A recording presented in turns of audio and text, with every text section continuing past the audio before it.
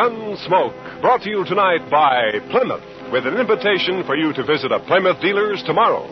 Meet the new Plymouth and enter the big $25,000 contest.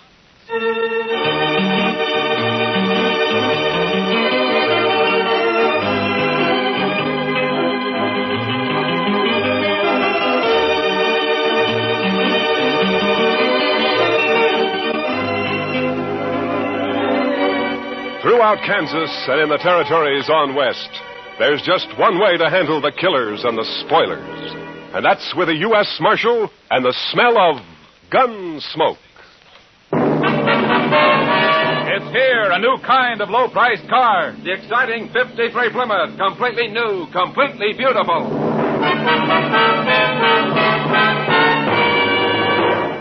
Yes, it's the new Plymouth for 1953. The first truly balanced car in the low-priced field. More glamorous lines, more powerful engine, more luxurious comfort. What a beauty. The new 53 Plymouth is lower to the road with a lot lower look. New color schemes and two-tone color harmonies available in all models. How does she travel? Man, Plymouth puts out the best ride in the business. Smooth as sailing, even in the back seat. And the Plymouth engine's been stepped up to 100 horsepower for pickup with plenty of flash. Visibility? Say, there's a one-piece curved windshield, a new type with no troublesome distortion, and you sit chair height in a Plymouth, so you get the full benefit of Plymouth's new down-sweeping hood. You really see right down in front of your car. Bigger side windows, too, and a huge wraparound rear window, so everyone gets a view as big as all outdoors. The new 53 Plymouth's an exciting car, any way you look at it. A great advance in car value at no advance in price. In fact, 4 new Plymouth models actually cost less than last year. So don't put off seeing it. Meet the new 53 Plymouth at your nearby Plymouth dealers. If you go in tomorrow, you may win one free in the big Meet the New Plymouth contest.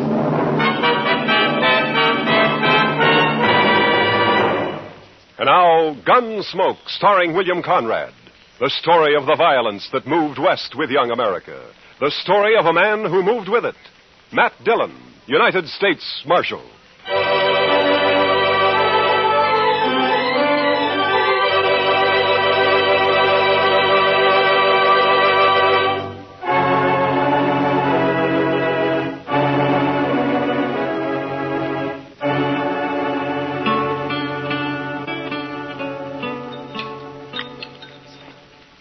The cook sure must have had a bad night, Mr. Dillon. Well, how do you figure that, Chester?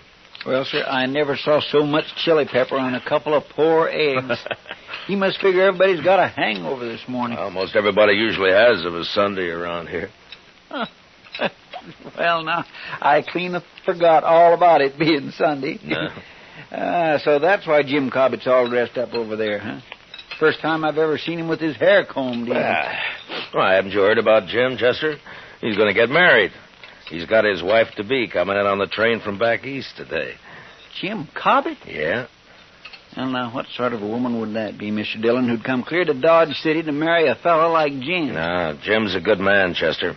It's just that, well, living out on that homestead of his year after year has made him grow a little off-center, so loneliness will do that to a man sometimes. Morning, Marshal. Chester. Morning, Hank. Well, what do you think of that old goat Jim Cobbett getting himself hitched? It's a fine thing, I'd say. Well, Jim's no older than you are, Hank Lewis. Older, maybe.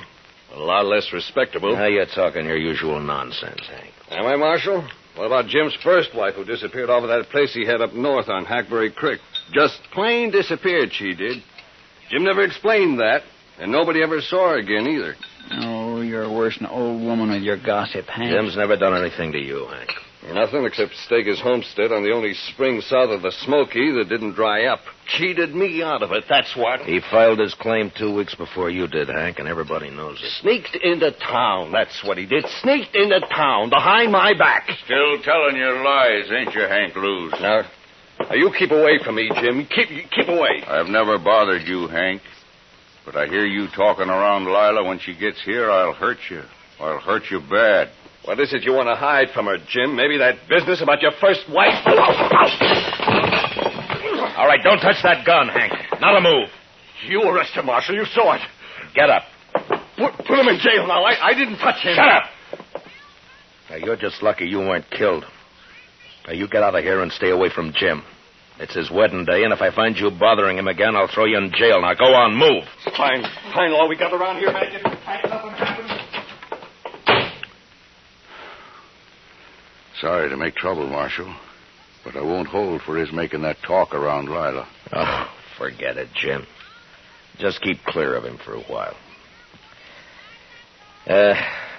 What time's the wedding? About 3 o'clock. At least that's when the preacher said he'd come down. It'll be at the church, won't it, Jim? Well, no. The preacher thought maybe it'd be better to do it somewhere else. It's because of... Yeah, sure, Jim. Dodge City House would be a fine place, wouldn't it? That's just what I'd planned, Marshal. I brought a jug of corn in with me in case anyone came around, maybe. Jim, I wouldn't miss it for the world. I'm going to be there for sure. Yeah, me too, Jim. I certainly do enjoy a wedding. I never got married myself, but I sure do like to watch. See you later, Jim. Sure, Marshal. We'll be there, Jim. Bye.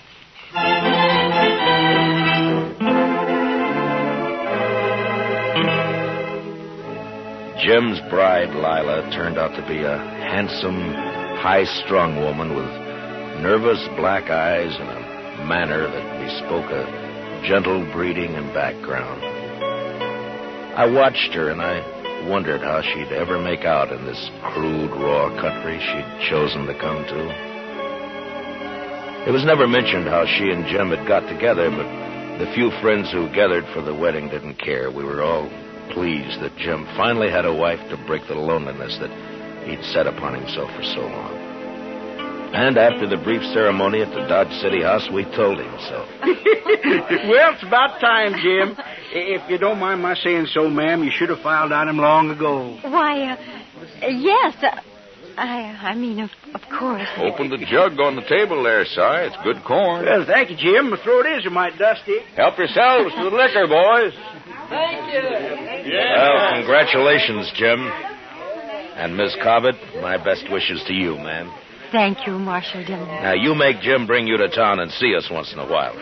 He never came in much when he was alone out there. Oh, I'm sure he will, Marshal. I sure hope so, ma'am. Help yourself to the jug there, Chester. Well, thank you, Jim. If I can get it away from Si long enough, I will. You stay in here tonight, Jim? Well, no, Marshal. I brought the wagon on account of Lila here, and it's a slow way of traveling. Take a day and a half at best. But where will we sleep tonight, Jim? Oh, I've got some blankets, Lila. We'll be fine. You mean out on the prairie? Well, sure. We'll bed down in the wagon if you're afraid of snakes. Oh, snakes can't get to you if you're in the wagon, ma'am. But what about everything else? Indians. No Indians have been seen around here for months, I know. Oh, no, you're wrong, Jim. A man from Walnut Creek told me he run into some Pawnees a couple weeks ago. Only about a dozen, though. Pawnees? Well, they didn't bother him, did they, Si? No, they didn't, Marshal. Yeah. You see, Lila? Well, they didn't bother him because he saw him first. He hid himself under a bank in the creek. Are there many Indians around? Oh, no, very few, ma'am. Well, the Army's been after him pretty steady ever since them Crows raided the Gillette place. The Indians been making themselves scarce last few months. What happened at the Gillette place? They had a little trouble, that's all, Lila. Little trouble. They killed Bob and rode off with Mrs. Gillette and the child, that's all. Oh, no. Si, why don't you go get yourself another drink, huh? Yeah, well, I was just thinking about doing that. Well, no, I suppose it'll be easier on Mrs. Gillette once she learns to talk Crow, but still, it's a hard life on a white woman, suddenly being made a squaw. Oh. The jug's almost empty, Si. You better hurry, huh? By golly, hey, fellers, I got another swatter coming up. Liquor's working on the side, Lila. Don't pay no mind. Jim, is it true what he said about that poor woman? Now, Lila, don't you fret about that. Is it true? I want to know, Jim. Yes. Jim, if you stayed in Dodge City tonight, well, you could start out before dawn tomorrow, and maybe No, Marshal. Jim thinks it's best we leave tonight. There's nothing to fear, Lila, but if you'd rather stay, we can... No, we'll go, Jim. If you'll excuse me, I'll go change into something more suitable. Goodbye, Marshal. Goodbye, ma'am. We'll see you in Dodge City real soon, I hope. Of course. I'll be down shortly, Joe.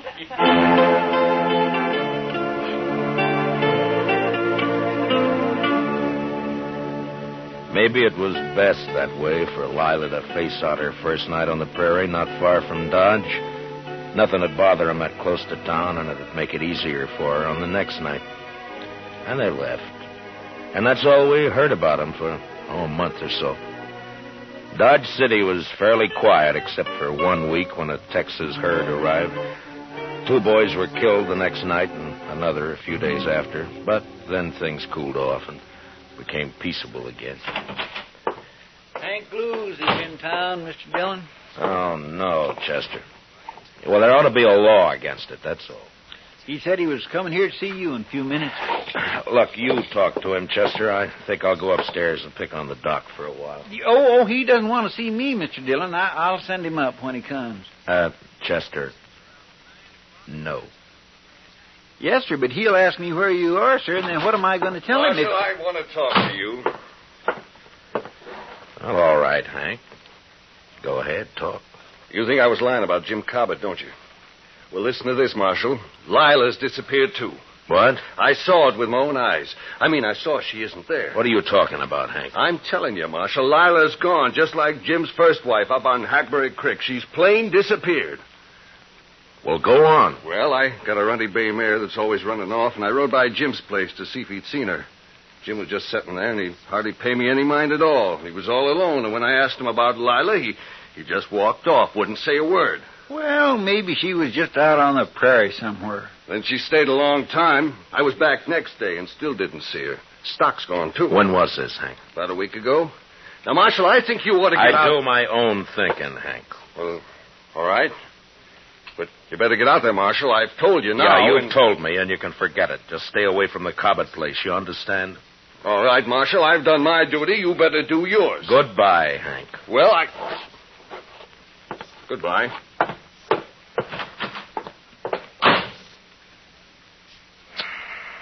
What are you going to do, Mr. Dillon? Only thing we can do, Chester. Go saddle our horses, will you? I got some things to clean up around here. Yes, Mr. Dillon.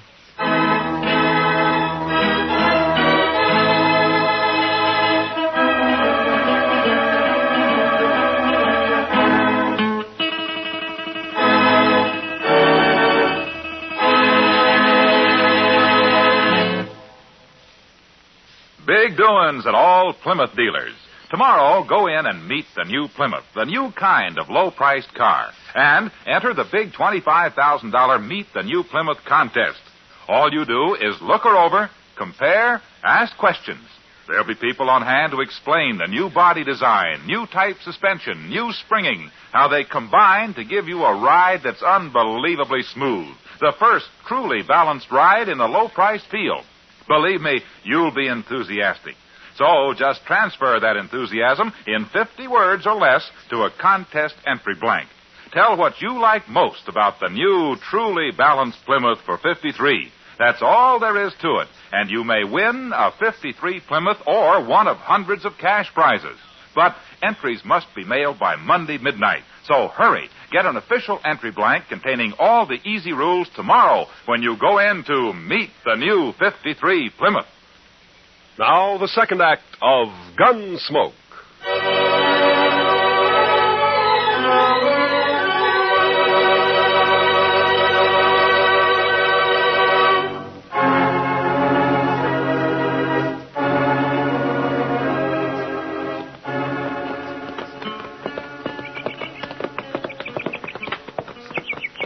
Sure looks quiet around here, Mr. Dillon. Yeah. Yeah, come on. They're probably inside. You think Lila's here, don't you, sir? I will soon find out, Chester.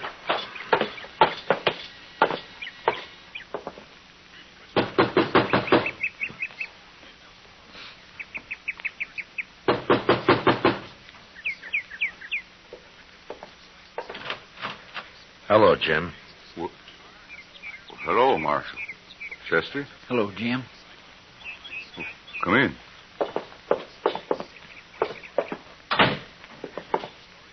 How have you been, Jim? Hank Lewis told you, didn't he, Marshal? Where is she, Jim? Hank Lewis said I killed her, didn't he, Marshal? Oh, now, Jim, you know I don't pay any attention to what Hank Lewis says. Then why'd you come here, Marshal? To help you. If you're in trouble. Lila isn't here. And I'm in trouble, all right. Well, what happened, Jim? Where is she? I don't know. What? Well, Injuns, party of Crows, they took her. They took her. Indians? My goodness. You mean you were raided here? Maybe 10 days ago, a war party, about 12 Crows. Well, what happened? Well, Lila was out there by the spring. It was just getting dark. I was sitting on the floor right there, mending the saddle I'd torn the stirrup off of when I heard her come running up the path out back. She was all in a sweat and yelling. Hello, what is it? Oh, I saw something out there. Oh, Jim. Jim, I think it was an Indian. Come inside, quick. Oh. Get on the floor, in the corner there. How many did you see? Oh, just him. I saw his skin behind that little rise. Oh, Jim, don't let him get me. Easy now, Lila. Oh.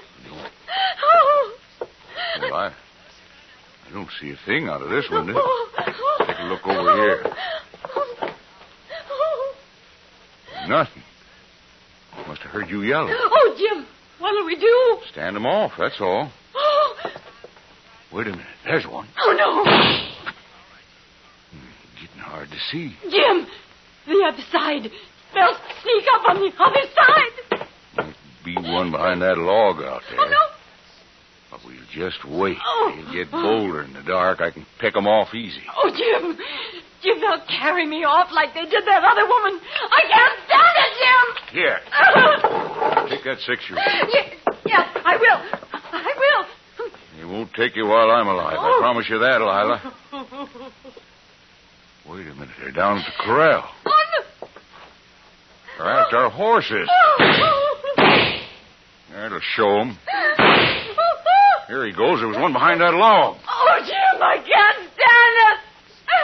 Yeah, they're sneaking up on us. We'll just wait. Let them get in the open. Oh. Wait till a little more. Then when they jump and run on us,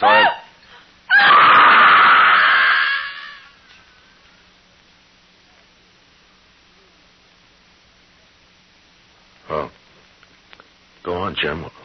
What happened then? Yeah. What'd they do when they rushed you? Well, one of them must have got in the window behind me. When Lila screamed, I was knocked out, and when I come to, the engine was gone. Lila was gone, too. Were you shot, Jim, or what? No. The engine must have got behind me somehow and clubbed me, that's all. Did you try to follow him? How could I, Marshal? They run off. The horses stole them. Yeah, I see. Anyway, I was out a long time. There wasn't a sign of anybody when I come to. Well, they could be in the Rocky Mountains by now. We'd never find them. I'll report this to Colonel Jenkins at Fort Dodge, and he can spread the word through the Army post. Thanks, Marshal. I'm sorry, Jim. But I guess that's all I can do for you. Sure, Marshal.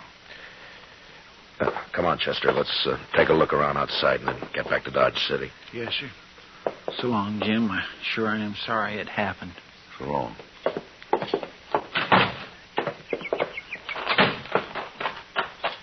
Jim's pretty broke up, Mr. Dillon. Yeah. That's terrible. And her a squaw now. Yeah. My, aren't those pretty, Mr. Dillon? What? Hey, that bunch of columbine there, growing right in a row. I think I'll just put one in my hat. No, wait a minute, Chester. Huh?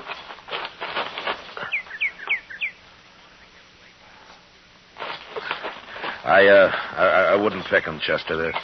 They're too pretty to pick, huh? Well, all right, sir. Jim's stock is gone, all right. Mm-hmm. You know, Mr. Dillon, Jim Cobbett ain't the luckiest man in the world, is he? No, he sure isn't, Chester. Come on, let's get out of here.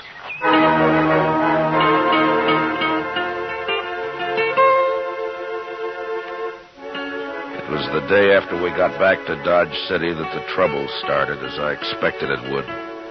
Chester spread the story about the Indians kidnapping Lila Cobbett, and it wasn't long before some of the men began to question it.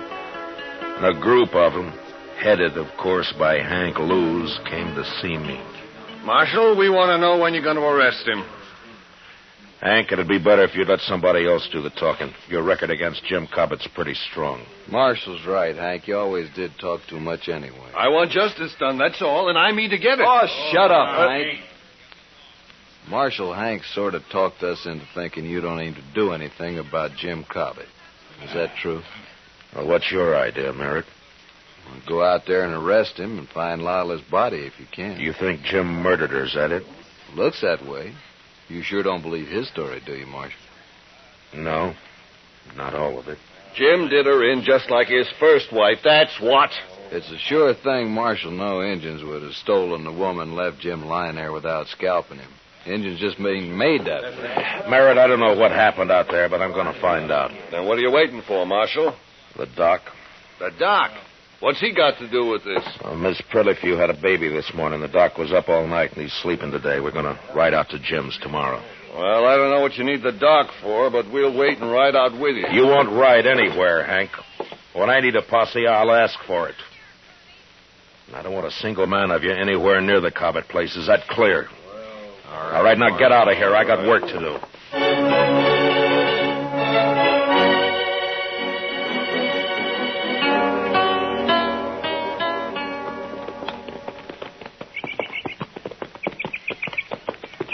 It's a mighty lonely-looking place, Matt. Yeah, it is.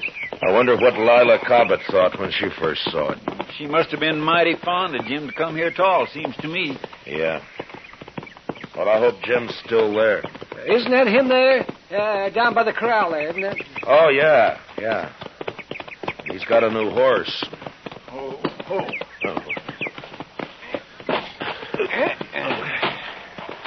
Hello, Jim. What are you doing here, Doc? I had to bring the doc, Jim, to perform a sort of autopsy. Autopsy? On Miss Cobbett. It's necessary, Jim, or I wouldn't do it. Marshal? Now, don't do it, Jim. You wouldn't have a chance. No. Take his gun, Chester. Yes, sir. All right, Jim, let's you and me go on into the house, huh? I don't imagine you want to watch this. Where is it, Matt? You want to tell him, Jim? Over there, under that row of columbines.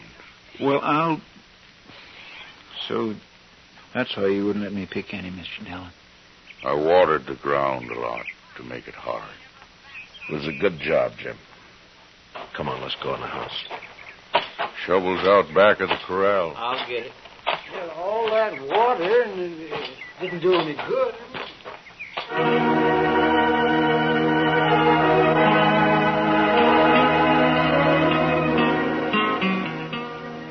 In the house, Jim sat with his back to the wall, his hands clasped tightly across his knees. He was so gaunt and leathery that I wondered if he'd bothered to eat anything at all since this had happened. He just sat there as if waiting to be sentenced and not caring very much one way or the other. Finally, Doc and Chester were finished, and they came into the house. We put her back, Jim. Right where you had her. Yeah. And it wasn't easy, Matt. Yeah, I know. But what did you find? Well, she was killed by a .45. Fired at close range. Bullet entered her head just under... Never mind, Doc. Jim's gun here is a .45, Mr. Dillon. You want to tell us about it, Jim? You think I killed her, Marshal? Well, it looks that way, Jim. But I still can't believe it. Thank you, Marshal. If you did it, Jim, you're going to hang for it. The crows didn't attack the house, Marshal. They never aimed to. They just dodged around out there, some of them, to cover for the ones that ran the stock off. They didn't want to fight, just to stalk. Yeah, it's happened before. Lila screamed and screamed. I guess she went kind of crazy. Then I heard a shot. First I thought she was shooting at the engines, but then I saw her on the floor there. I didn't care after that. They could have come right in there. They could have done anything they wanted. I didn't care. You had given her your 6-gun, is that it? Yes. The crows didn't bother you after that? They just took the horses and left? I didn't care about them. I buried Lila out there right away. And I sat there on the ground all night. Everything would have been all right, Marshal, but when Hank Lewis came by, I got scared. I didn't want to talk to him, but I knew what he'd say. So, I put water on the grave and tried to hide it. Except for the flowers I'd planted. I just couldn't not have planted flowers there. He's telling the truth, Matt. Yeah, Jim isn't lying. No, sir, he certainly isn't. There's no reason I know of why Jim should stand trial. What about Hank Lewis, Mr. Dillon? He'll make trouble. The three of us here have heard the story and seen the evidence. Hank's talk doesn't mean a thing. I have no cause to arrest Jim. Then I can go, Marshal. Go? Go where? I don't want to live here anymore. It's like the other place up north after my first wife rode off. She just said goodbye and rode off one day. I was ashamed of that, so I never told nobody what happened. And I left the place. Like I'm leaving this one. Well, you got to settle down sometime, Jim. No, I don't. I got bad luck both places. I won't settle down no more. We won't stop you, Jim. I think I'll go now, Marshal. I don't want to spend another night here. I'll get my things together. Yeah. We'll wait outside.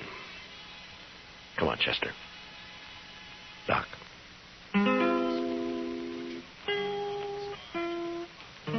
A half hour later, Jim was packed and ready to go. Silently, he shook hands with each one of us and then mounted and rode off. Yeah, the prairie had dealt hard with Jim Cobbett, but the man was too tough and dry not to survive somehow. He wouldn't try again to be happy, but he'd live. He'd make his way.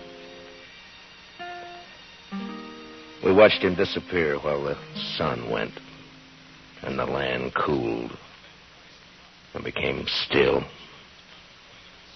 and quiet.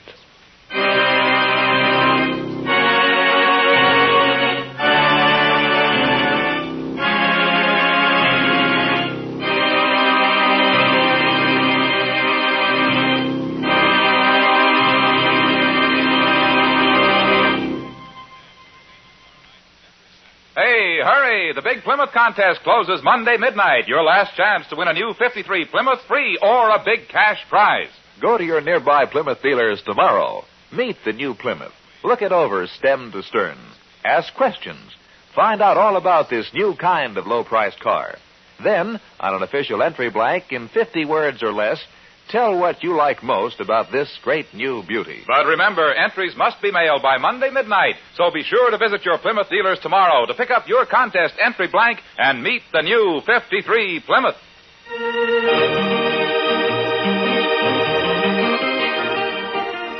Gunsmoke, under the direction of Norman MacDonald, stars William Conrad as Matt Dillon, U.S. Marshal. Tonight's story was specially written for Gunsmoke by John Meston, with music composed and conducted by Rex Corey. Featured in the cast were John McIntyre and Jeanette Nolan, with Paul Dubov, Jack Crucian, and Harry Bartell. Harley Bayer is Chester, and Howard McNear is Doc. Gunsmoke was brought to you by Plymouth, along with a reminder that you visit your Plymouth dealer tomorrow and enter the Meet the New Plymouth contest. Remember, entries must be mailed before Monday midnight. Clancy Cassell speaking. This is the CBS Radio Network.